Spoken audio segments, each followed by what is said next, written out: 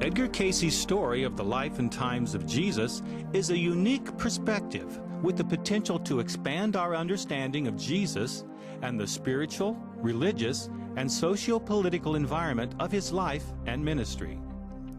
On the whole, Cayce's information does not contradict that of the New Testament Gospels. Whereas the Gospels themselves contain apparent paradoxes or contradictions between versions of events, the readings sometimes clarify or endorses certain accounts of the Gospels. They provide supplementary detail and fill out some of the biblical characters, while adding a few individuals not mentioned in the Bible. Probably the greatest challenge in appreciating Cayce's approach is at the metaphysical level. And yet this is where we have the greatest challenge within the traditional biblical accounts as well. As Cayce noted, concepts such as Immaculate Conception and Virgin Birth are stumbling stones to many worldly wise. The various miracles, and especially the resurrection of the dead, of which there are several in the Gospels, stretch credibility to the limit. Perhaps beyond the limit, as we are called upon to exercise faith instead of reason. Cayce's readings provide the broad and deep metaphysical foundation for understanding the context of these apparent miracles and violations of natural law. Cayce's cosmology and his story of the soul's journey through materiality include materialization and reincarnation as expressions of natural law. This broader metaphysical perspective is inherent, or at least latent, within the biblical accounts themselves, as we have seen. One of the problems in telling the story of the life and times of Jesus, based on the Cayce readings, is where to stop. He gave so much information about the early Christian church that it is tempting to follow through with that storyline as well. But that would be too much for one project. It is deserving of its own accounting, which I hope to undertake as a future project. One key point that I want to emphasize in closing is that Cayce regarded the story of the life and times of Jesus as extremely relevant for us today. Not only have many or most of the souls involved in that historical drama reincarnated, but the broader cycles of change also invite a feeling of expectancy, of hope in a new age. Perhaps Jesus' parable of the wineskin is an appropriate metaphor for grasping this connection.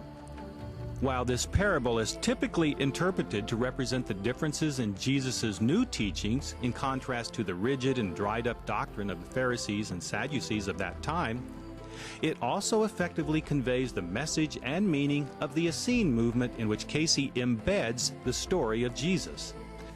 For Cayce's Essenes, divine revelation is not concluded, not a static body of scripture like the Torah for the Sadducees and Pharisees. Rather, divine revelation is an ongoing creative process. God, by whatever name, still speaks to humanity through the dreams and visions, voices, and psychic experiences. This is the new wine of the Essenes from which the teachings of Jesus are derived.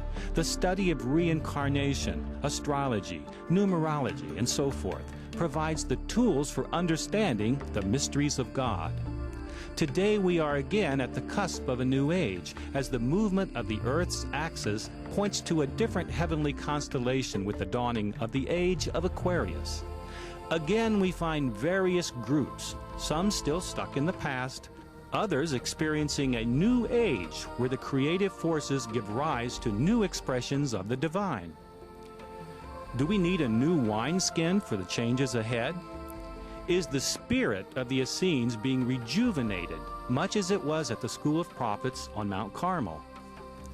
Has the soul group of the Master, of which Edgar Cayce is obviously a part, reincarnated in preparation for his return? If so, will he come in the clouds of glory as he departed? Or will he be reincarnated as a child, born to some special woman? Or perhaps just materialize, as he did as Melchizedek? In a reading given in 1932, Cayce was asked about the biblical assertion that he will walk and talk with men of every clime. Cayce stated that he was present at the meetings in Geneva in 1919, where he sat at the peace conference that founded the League of Nations, the forerunner of the United Nations. So perhaps the soul that was Jesus is already among us. I will leave you with that thought to ponder. My prayer is that the information in this presentation will be helpful to those who are seeking and not harmful to anyone. I will conclude with one of Jesus' favorite sayings, "Peace be with you."